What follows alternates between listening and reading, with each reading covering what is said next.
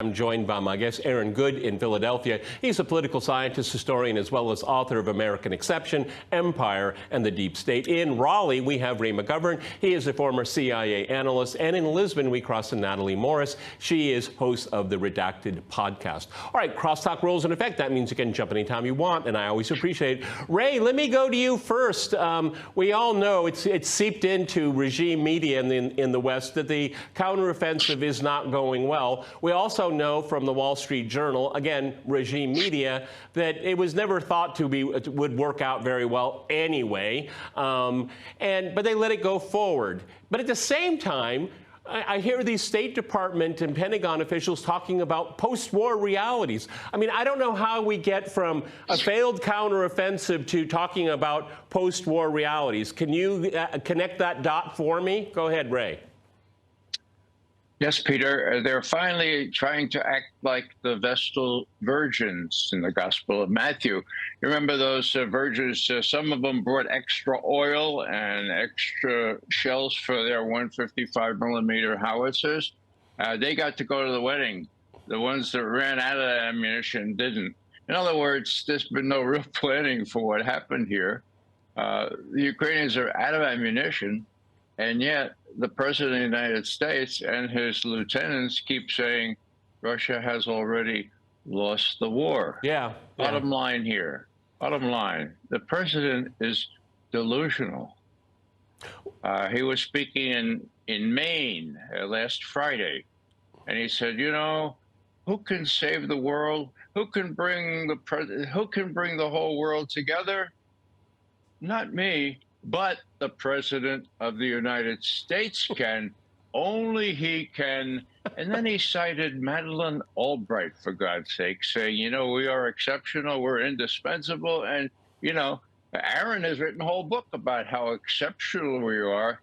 It's going to all fall very flat. Meanwhile, I have to compliment Mr. Putin on being very cautious and very gradual. And, you know, with a delusionary president, one doesn't want to put his back against the wall earlier than one has to. Yep. Natali, in Lisbon, Ray has already mentioned it, so I'm going to pull it forward. We had Anthony Blinken, the Secretary of State, and the President of the United States saying that Russia is losing or has lost. So, Natali, are they implying that Ukraine has won? I mean, it is kind of a binary win-lose. Go ahead. Natali. Yes. And we saw that when CNN talked to President Trump recently, a few months ago, when they said, who do you want to win or lose? As if it is a binary, as if there's just no nuance in it. He said, I want the dying to stop, indicating that there is sort of an option for peace if we all understood the nuance. The problem is that the West sort of feels like all of Ukraine is being just bombed to oblivion by Russia, you know, to their chagrin, that they have no way to stop this. They don't understand the offerings of peace talks. They don't understand that the war has been concentrated in the Donbass for almost 10 years now. This lack of nuance enables them to continue to sell the war and enables them to sell the idea that if we don't stop Putin, he's just going to keep on going all the way to where I am, Lisbon, which is the westernmost part of Europe, that, you know, all of a sudden this will be Russia if we don't stop this regime of Putin. And this lack of nuance, this lack of studying, this inability to rewind the tape is what allows them to sell the war to Americans so that they just, you know, they accept it. They accept what the State Department says. They accept what the president says. They sell it irrespective of the realities on the ground. That's what we're trying to get at here. Absolutely. But I think what's important is just today, or just recently on military.com, there was an open call for a draft inside the United States. And I think that that's important because the previous wars in the Middle East really didn't cost the middle or upper classes very much. It was farmed from the poorest amongst us. So we didn't have to feel it. If you were an educated upper middle class person, it's just like, oh, that's too bad, right? But if there's an opportunity for a draft, if it costs actual American lives, we might feel quite differently. I have a teenage son now. I absolutely don't feel like any of the wars that the United States has been involved in the last 40 years are something that I would want to sacrifice my son or anybody else's son. And it's different when it involves your husband, your nephew, your brother, your son. But what is interesting, Aaron, is that we have U.S. Congressman Lindsey Graham, for example, wanting the Ukrainians to give up their sons at a whim Yes. for ideology. Aaron, I mean, you know, this is what makes it really whimsical, because the U.S. in many ways, because it can print money into oblivion, the chickens will come home to roost eventually on that. But they can print all the money they want, and they can buy all this extremely expensive hardware and send it to Ukraine, but they don't lose forces, and that is part of the cynicism of this war. Aaron. Yeah, absolutely. The Ukrainian losses are pretty staggering. Yeah. I mean, over 400,000 by many accounts, that's how much the U.S. lost fighting World War II, if you add up both theaters, pretty much. So this is a much smaller country, and the idea that they're going to somehow turn this around is preposterous at this point. And yet they're saying this. It does raise the question: is Biden senile, or is he being misled, or is he just delusional in some other way, or are they just trying to somehow limp along and say we're winning, everything's going great, and hope that they can do that until the election? Or, I mean, it's becomes strange, because at some point they have to be aware that reality is going to come into play and be brought to bear on the perceptions of people. And it just reminds me of Karl Rove, that statement he made to Ron Suskind. It's always attributed to Karl Rove, like, we're an empire now and we make our own reality. And we're seeing the end of that cycle, which really began with the end of World War II, the dropping of the nuclear bombs, which was totally gratuitous. And the way that the U.S. has just explained the way that it wanted the world to be understood by people, and pretty much enforced that as much as it could. And but the more the empire kind of becomes overextended and fraying, the more that the narrative just stops conforming to reality. Yeah, but we're in that stage now where nothing makes any sense. It doesn't make any sense, because, and Aaron's right, Ray. But one of the problems that the asymmetrical element of all this is that Russia has couched this all in its security concerns. The West ignores them, but Russia will enforce them. But the U.S. primarily in NATO world, they're fighting an ideological war for hegemony. It's not about security, and that is why it's so asymmetrical. Ray. Well, for Russia, as you say, Peter, it's an existential threat. And just look at what Medvedev, the former president, said just a few days ago about being required to use nuclear weapons in the unlikely chance that NATO starts to prevail. So is it an existential threat to NATO or to the United States? Well, not in realpolitik terms, but in ideological, if you will, hegemonistic terms. Yeah, it is. Yeah. But Ray, they made it that way. They framed it that way as some kind of moral crusade, and that's what makes it even more dangerous, because these people, look at Victoria Nuland, got a promotion, for goodness sake. Okay, these are ideologues, and you cannot negotiate with ideologues. Ray. They're also delusional. Okay. They're not going to win. They're going to have to face up to the possibility that Russia will win definitively. Russia has enough troops in place to do that. So what will Biden do? That's really the question. They're out of ammunition, normal ammunition. They soon will be out of this cluster ammunition. Will these neophytes say, well, on that top shelf there, the one that has the lock on it, those are the mini nukes? Will they do that? I would not put it past them. That's why, Natalie, Ray is absolutely right. And this is what I've been arguing all along, is that, red lines mean nothing to these people here, because they believe that the angels are on their side and that they must win. And because they have that perception, logic eludes them. Natalie. Right. But as an American living abroad, it never ceases to amaze me how just being American affords me some kind of cool points because America is so good at selling an image, at exporting cultural capital, right? Yeah. And so for that reason, we can sell anything and get away with it. So what hell was there to pay for the wars in the Middle East? Not really much. We were able to leave a smoldering wreckage and go home. And what did it cost? Well, not the media elites and their families. And so for that reason, we continue to sort of think that this is a good template, right? But the idea of, I mean, you're right. It's, the idea of selling something that you are too afraid to push back on. So for instance, weapons of mass destruction, even if you believed that that was not a possibility, it still was too scary to push back because of this idea of your family in smoldering ruins. Now we have the same weapons of mass destruction is being used as the narrative of nuclear weapons. And who's going to say that we should mess around with that? But Natali, again, looking at being rational and using logic, the United States never would have invaded Iraq if it did have weapons of mass destruction. I mean, nobody tries to flip that around because they knew they didn't have it. That's why they did have the invasion here. But the same kind of hegemonic mindset is in place here.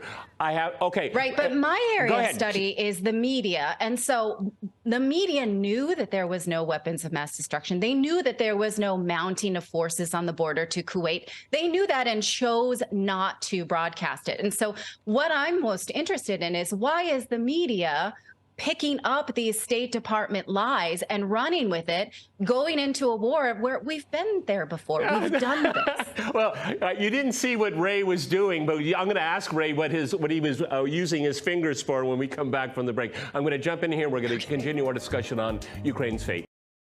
Okay, before we go to Ray, I want to go to Aaron first in Philadelphia. I'm glad that Natali brought up Iraq because, it was a catastrophe and there was no victory there. Afghanistan, there was no victory there. Libya, North Africa is still living with the consequences of that, even now as we speak right now in Niger. But Aaron, all of those conflicts, catastrophes, they didn't directly affect the United States. Natali's absolutely right. If you're a middle-class family, you probably saw it on the news every once in a while and probably got tired of it, okay? But this is very, very different.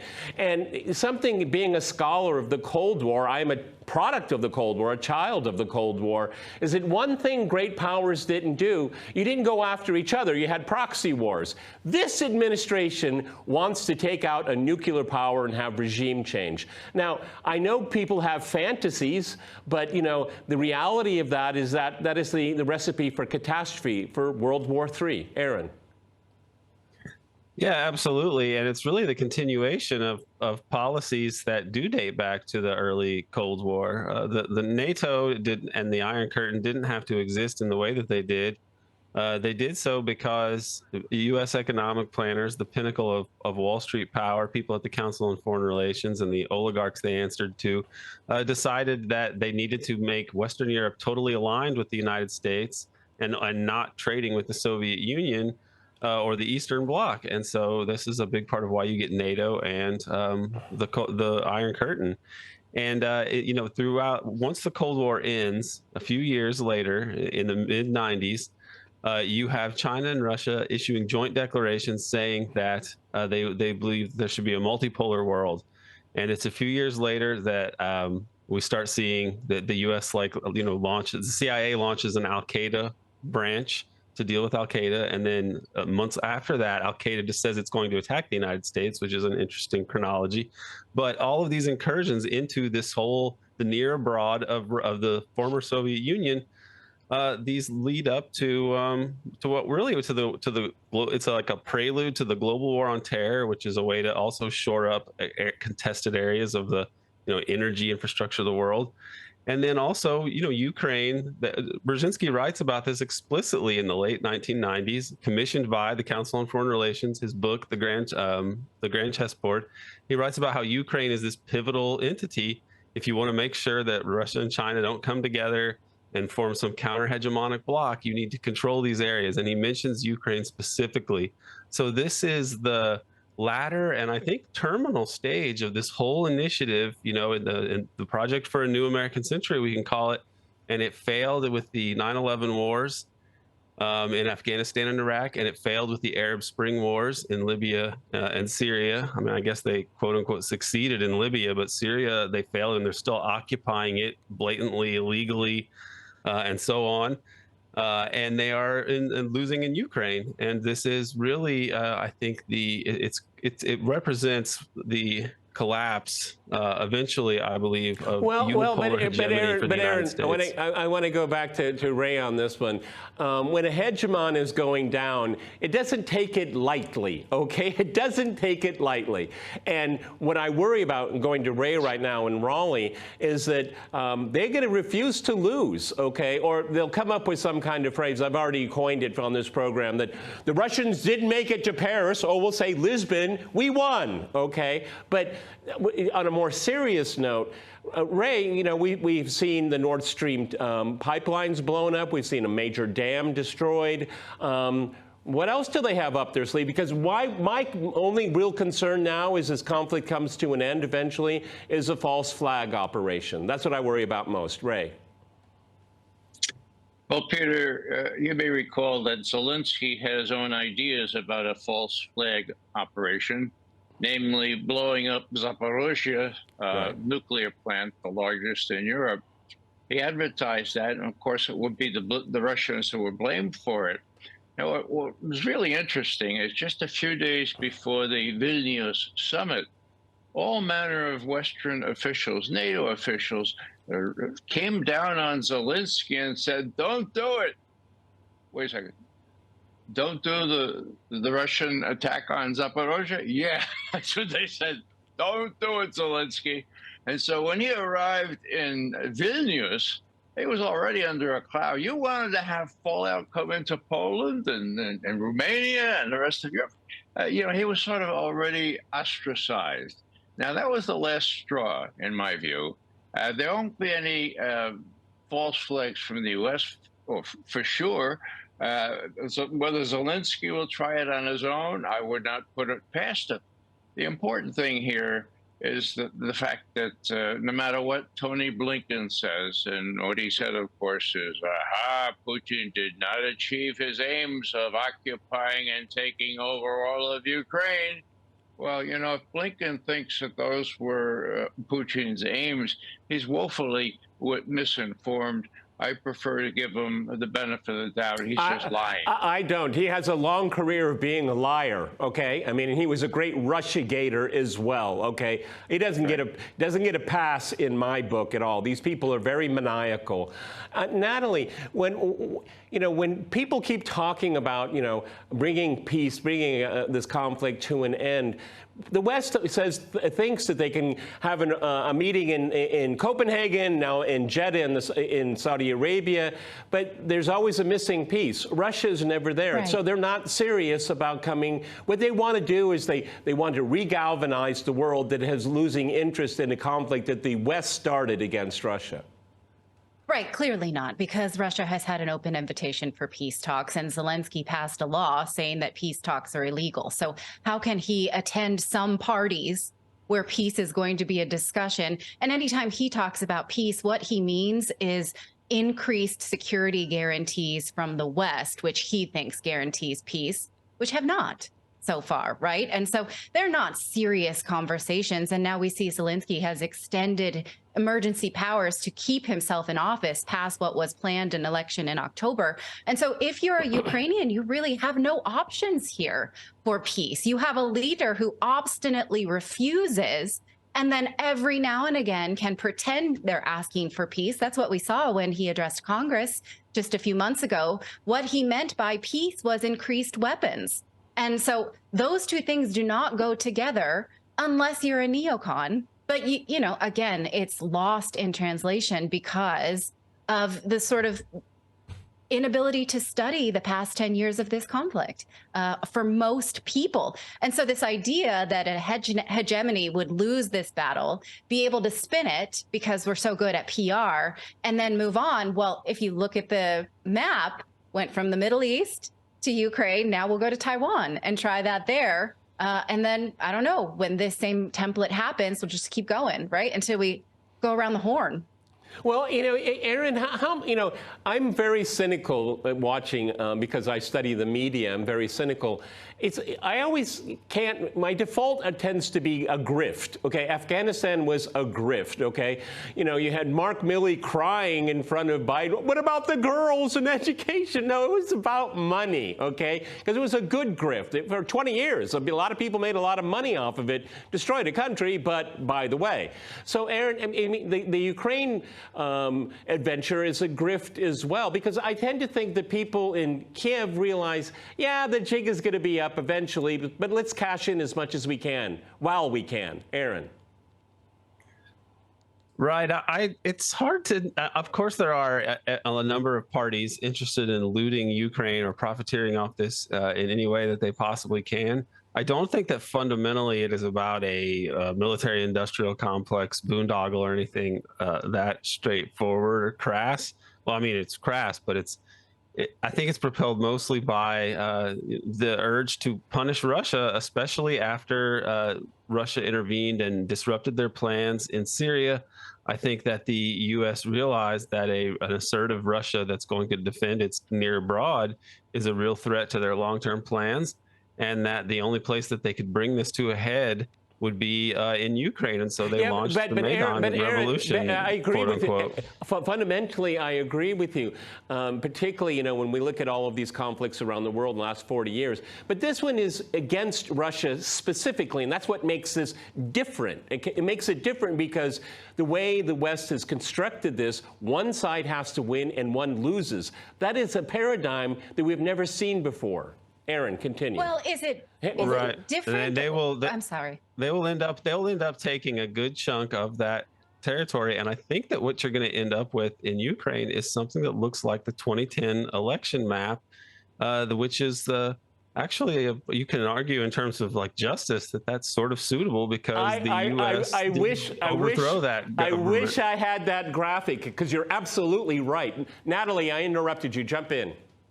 Oh, I just wanted to say, is it different or is it same? When you look at the Middle Eastern wars, those were in attempts to make sure that various countries did not become friends and present a united economic bloc. That is a similar thing. It's more geography than it is. I don't know. I mean, we're trying to ascribe intentions here, and Aaron was giving them the benefit of the doubt. But is it literally just about geography? Is that you are friends with whoever can disrupt unity in that region? And so Ukraine is strategically placed in the same way that Syria was, in the same way that Libya was. And those leaders who had unifying aims were the ones that became the biggest enemies. Yep. Ray, you want to jump in there? But you got 1 minute before we go to the end of the program. Go ahead, Ray.